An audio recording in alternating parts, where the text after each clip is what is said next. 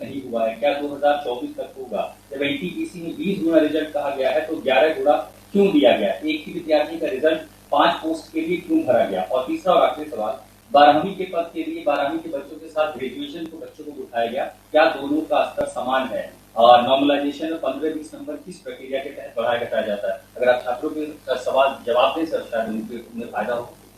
आपने सारे प्रश्न पूछे हैं, सारे के सारे महत्वपूर्ण प्रश्न हैं। मैं इन सारे प्रश्नों को एक एक करके लेता हूं। सबसे पहले, लेवल 1 में 2 स्टेज एग्जाम क्यों? 1,25,00,000 के आसपास स्टूडेंट्स ने अप्लाई किया है। इतनी बड़ी संख्या में देश भर में अगर रिक्रूटमेंट करना है तो आपको एक लेवल के एग्जाम से, सिंगल एग्जाम से करना बहुत मुश्किल है। फिर भी हम इसको री एग्जामिन करेंगे। इतनी बड़ी संख्या में 1,25,00,000 कैंडिडेट्स अगर हो तो कैसे उनको एक साथ सेम तरीके से, same level of hardness of question की, ये सब करना अति डिफिकल्ट। आप सब इस प्रक्रिया से गुजर चुके हो, आप भी समझते होंगे। इसलिए इसके दो, एक प्रीलिम एग्जाम और उसके बाद में एक कंप्यूटर बेस्ड टेस्ट 2, इस तरह से करके किया गया। वो नोटिस में लिखा गया था कि अगर जरूरत पड़ी, अगर परिस्थिति हुई तो उसके 2 लेवल किए जाएंगे। पहला ये। दूसरा, आपका प्रश्न कि 10+2 में ग्रेजुएट्स को कैसे अलाउ करें। देखिए, किसी भी एग्जाम में मिनिमम क्वालिफिकेशन का स्टैंडर्ड होता है, मैक्सिमम क्वालिफिकेशन का नहीं होता है कभी भी। ये कानूनन कॉन्स्टिट्यूशनल व्यवस्था में हम लोग काम कर रहे हैं। कॉन्स्टिट्यूशनल व्यवस्था के हिसाब से हम मिनिमम प्रिस्क्राइब कर सकते हैं, मैक्सिमम प्रिस्क्राइब नहीं कर सकते। तो 10+2 के लिए जो क्वालिफिकेशन वाला स्केल है, उसमें अगर ग्रेजुएट बैठे हैं तो उसको रोकने का हमें कोई अधिकार नहीं है, किसी को कोई अधिकार नहीं है। अगर कोई नया इसके बारे में कोई नया न्यायपालिका की तरफ से कोई चीज आती तो अलग बात है, लेकिन हमारे पास कोई अधिकार नहीं है इसका। दूसरा विषय था ये। तीसरा विषय आपने रखा समय का। देखिए, शुरू में इसके लिए, जो इस एग्जाम को कंडक्ट करने के लिए एप्लीकेशंस आई, दोनों के दोनों एग्जाम्स में 1 करोड़ से ज्यादा एप्लीकेशंस आई। 1 करोड़ से एप्लीकेशन ज्यादा आई तो जो एग्जामिनेशन कंडक्ट करने के लिए एजेंसी हमको हायर करनी थी, उसको हायर करने में टाइम लगा, 6 महीने से ज्यादा लगा। नेचुरली इतनी बड़ी संख्या में अगर एग्जाम करना है देश में तो अपने आप में वो एक बहुत बड़ा challenge. It's a Himalayan task, it's a huge task, it's a very very big challenging task. तो एजेंसी को सेलेक्ट किया गया। सेलेक्ट करते करते कोरोना आ गया। कोरोना के फेज में देरी हुई, लेकिन फिर भी डिस्पाइट कोरोना तुरंत दिसंबर 2020 में एग्ज़ाम की प्रोसेस चालू हुई।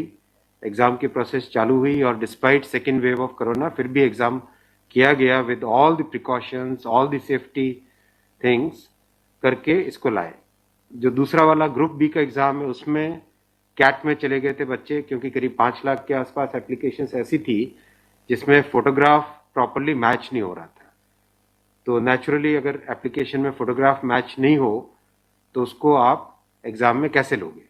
तो वो विषय आया था। तो उस विषय के कारण लोग कैट में गए थे। एडमिनिस्ट्रेटिव ट्रिब्यूनल ने जैसे ही उसका समाधान किया, फैसला किया, उसके फैसले के तुरंत बाद में हम लोगों ने एग्जाम के प्रोसेस को आगे किया। कोई उसमें देरी नहीं की। और हमारा, देखिए, हमारी सरकार, प्रधानमंत्री श्री नरेंद्र मोदी जी का इंटेंट हमेशा है कि मैक्सिमाइज करना है रोजगार को। इसीलिए आप देखिए, इतनी बड़ी संख्या में, यानी रेलवे में 1,40,000 टोटल, 1,05,000 ग्रुप डी की कैटेगरी में, लेवल 1 की कैटेगरी में, और लेवल 2 से लेवल 6 की कैटेगरी में 35,000 कैंडिडेट्स वैकेंसीज। 1,40,000 की वैकेंसीज लाना कोई छोटी बात नहीं है, बहुत बड़ी बात है। फिर आपका चौथा पॉइंट आप देखिए, ज्यादा से ज्यादा कैंडिडेट्स को फर्स्ट स्टेज से सेकंड स्टेज में जाने का मौका मिले, इसके लिए 2015 तक हमेशा प्रिलिमिनरी एग्जाम जो होता था, फर्स्ट स्टेज होता था, उससे 10 गुना लिए जाते थे, केवल 10 गुना लिए जाते थे। 2015 के बाद में पहले ही संख्या बढ़ा के 15 गुना कर दी गई, जिससे कि ज्यादा से ज्यादा कैंडिडेट्स को मेन एग्जाम के लिए जाने का मौका मिले। और 2019 में इस संख्या को 20 गुना किया गया, ताकि ज्यादा से ज्यादा लोगों को अवसर मिले, ज़्यादा से ज़्यादा लोग, क्योंकि फर्स्ट स्टेज जो प्रिलिमिनरी एग्ज़ाम इतना बड़ा नंबर है कि उस नंबर में हो सकता है कुछ बाय चांस उस दिन तबीयत ठीक नहीं हो, कोई दूसरा कारण हो, समय पे पहुंच नहीं पाए, कोई भी कारण से मिस कर गया, तो मैक्सिमम लोगों को हमें चांस देने का इंटेंट है। इसी इंटेंट के कारण 20 गुना किया गया। जो 10 गुना था 2015 से पहले, उसको 20 गुना किया गया 2019 में। तो ये प्रो स्टूडेंट्स, प्रो कैंडिडेट्स वाली अप्रोच है हमारी, और हमारी इंटेंट एकदम नेक नियति से काम कर रहे हैं, सच्चाई से काम कर रहे हैं। देखिए, कोई भी कहीं भी एक भी जगह से कहीं कोई पेपर लीक होने की बात नहीं है, कहीं पे कोई एग्जाम के मैनिपुलेशन की बात नहीं है। जो आज सिर्फ मुद्दा है, मुद्दा सिर्फ इतना है कि शॉर्टलिस्ट कैंडिडेट्स कितने किए जाए, यही मुद्दा है। इस मुद्दे को सॉल्व करेंगे, इसको भी हम बहुत सेंसिटिवली सॉल्व करेंगे। हमारे लिए छात्र हमारे साथी हैं, हमारे भाई हैं, हमारी बहनें जो एग्जाम दे रहे हैं, तो हमारे लिए बहुत इंपॉर्टेंट है। हम इसको बहुत सेंसिटिवली हैंडल करेंगे। तस्वीर और दिखाई पड़ी बच्चों को लाठीचार्ज कल रात को आपने देखा, अगर तस्वीरें दिखाई हो हॉस्टल में घुस, मैं आपको इतना बताना चाहूंगा कि जो लोग किसी भी अपनी खुद की संपत्ति को अगर जलाते हैं, खुद की संपत्ति पे अगर अटैक करते हैं, उसको डिस्ट्रॉय करने की कोशिश करते हैं, तो उसमें जो प्रक्रिया पुलिस की होती है वो होनी, अगर हुई है, मेरी बात आप इसमें स्पष्ट रखिए कि मैं छात्रों को कह रहा हूं कि आपकी संपत्ति है, आप अपनी संपत्ति को जलाने के लिए क्यों बाहर निकले। और हम आपकी बात को शुरू से सुन रहे हैं। जिस दिन आपने पहले पॉइंट रखा, उसी दिन हमने तुरंत इसका, जैसे ही दूसरे दिन ही मेरे नज़र में आ गई थी बात ये, और दूसरे दिन मैंने तुरंत सारा ये टेबल मंगवाया कि आप मुझे एग्जैक्ट बताओ हर एक लेवल पे क्या वैकेंसी है, और हर एक लेवल पे एग्जैक्ट, जैसे लेवल 2 पे 5663, उसकी जगह 1,13,000, कितने गुने? 20 गुने। लेवल 3 पे 4,940, उसके अगेंस्ट कितने शॉर्टलिस्टेड? 98,833, 20 गुने।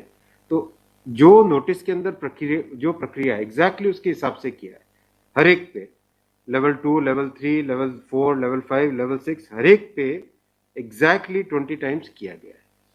इश्यू वो नहीं, इश्यू डुप्लीकेट नहीं, इश्यू यूनिक वाली बात आ गई। अब वो मुद्दा उनका है, क्योंकि इसलिए मुद्दा आ रहा है कि जिन लोगों ने तैयारी कर ली है उनको लगता है कि हमें एक बार और चांस मिल जाए, इसीलिए हम इसको बहुत सेंसिटिवली हैंडल करेंगे।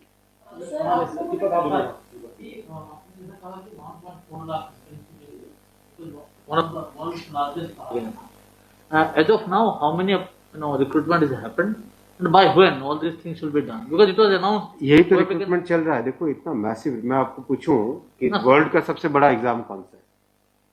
वर्ल्ड का अगर, या इंडिया का भी अगर बड़े एग्जाम्स देखें, तो बड़े एग्जाम्स में जेई बहुत बड़ा एग्जाम होता है, सिविल सर्विसेज बहुत बड़ा एग्जाम होता है, स्टाफ सिलेक्शन कमीशन का बहुत बड़ा एग्जाम। इन सब एग्जाम्स में एप्लीकेशंस की संख्या होती है 5 से 7 लाख, 8 लाख, 10 लाख। यहाँ 1 करोड़ एप्लीकेशंस हैं। आप ये तो देखिए ना कि कठिन कितना है।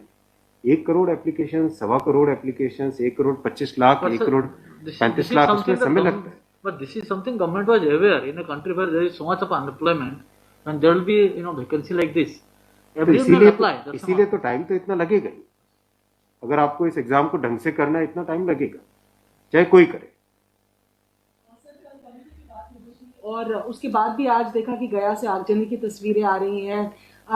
क्या ये कन्वे नहीं हो पा रहा है? कहाँ पर ये लैक ऑफ कम्युनिकेशन आपको लग रहा है, या मैटर पॉलिटिसाइज हो चुका है? नहीं, कुछ लोग इसका गलत फायदा उठा रहे हैं, और मैं उनसे भी निवेदन करूंगा कि छात्रों को भ्रमित न करें, कोई गलत इसका उपयोग न करें। ये छात्रों का मामला है, ये देश का मामला है, इसको हमें सेंसिटिवली हैंडल करना चाहिए, और इसमें हर तरीके से संवेदनशीलता के साथ इस मामले को लेना चाहिए। सर, कुछ छात्रों के ऊपर FIR भी दर्ज की है, कुछ पुलिस के स्टडी में भी अभी के समय में है, ऐसी खबरें आ रही हैं।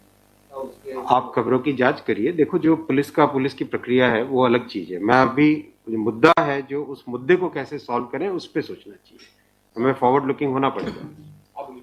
मेरा एक सवाल है कि जिन राज्यों में हिंसा की खबरें या फिर जो रेल रोकने का जो मूवमेंट चल रहा है, ट्रैक पे स्टूडेंट बैठे हैं, क्या उन राज्यों के मुख्यमंत्री से आपकी बात हुई है, और क्या कुछ आप लोग की संदर्भ में कि कैसे? बिल्कुल, सब जगह लॉ एंड ऑर्डर स्टेट का जो रोल होता है, राज्यों के मुख्यमंत्रियों ने भी बहुत संवेदनशीलता के साथ काम किया है, और हम भी कॉन्स्टेंटली टच में हैं, कंटिन्यूसली टच में हैं।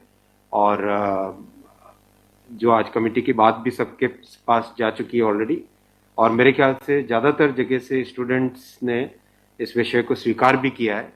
और मैं अभी भी रिक्वेस्ट करूंगा एक बार फिर सारे स्टूडेंट बंधुओं को, छात्रों को, कैंडिडेट्स को कि आप प्लीज़ अपनी ग्रीवेंसेस को, अपने पॉइंट को, अपने कंसर्न को, अपने विषय को, अपने मुद्दे को फॉर्मली रखिए।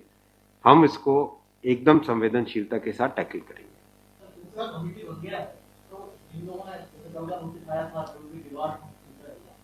Will that also be considered because they did not know that this is going to happen? नहीं, देखो, कमिटी एक बहुत ही सीनियर ऑफिसर्स की है और ये कमेटी हर चीज को, जितने भी मुद्दे इसमें आएंगे, हर एक मुद्दे को जल्दी से जल्दी, इसमें कमेटी का टाइम लिमिट भी दिया। कितना टाइम दिया हमने? टाइम लिमिट टोटल 4 मार्च तक। जो कमेटी की रिपोर्ट आने का क्या मतलब, जल्दी से जल्दी हमारा एम है कि इस मुद्दे को बिल्कुल भी डिले ना करके जल्दी से जल्दी सॉल्व करें। 16/2 तक सारे के सारे कैंडिडेट्स अपने कंसर्न सबमिट कर सकते हैं। 3 वीक्स टाइम दिया। I think that's a reasonable time. इससे ज़्यादा टाइम देने की ज़रूरत नहीं है। और कमिटी अपना सारे कंसर्न्स को एग्जामिन करके रिकमेंडेशंस देने का टाइम 4 मार्च दिया गया। तो कोशिश करेंगे उससे पहले अगर हो जाए, 4 मार्च से भी पहले अगर हो जाए। डिपेंड करेगा कि कितने रिप्रेजेंटेशंस आते हैं। और मोटे मोटे मुद्दे तो अभी आ चुके हैं पब्लिक में सबके, इसलिए मुझे नहीं लगता है कि इसमें बहुत ज़्यादा टाइम लगेगा। आप कह रहे हैं कि जो मुद्दे हैं वो आपकी नॉलेज में आ गया है, मोटा मोटी सही आ गया है। दूसरी ओर ये कि जो आपके पैरामीटर्स हैं उस पर सब कुछ सही तरीके से दिया गया है, उसी तरह से शॉर्ट लिस्ट किया गया है। फिर इसमें प्रॉब्लम कहाँ? फिर उसमें कमेटी आपको रिपोर्ट क्या करेगी और करेंगे क्या? इसका मतलब अगर चेंज करते हैं कुछ तो दूसरे एक बड़ा पक्ष और भी तो विरोध करेगा।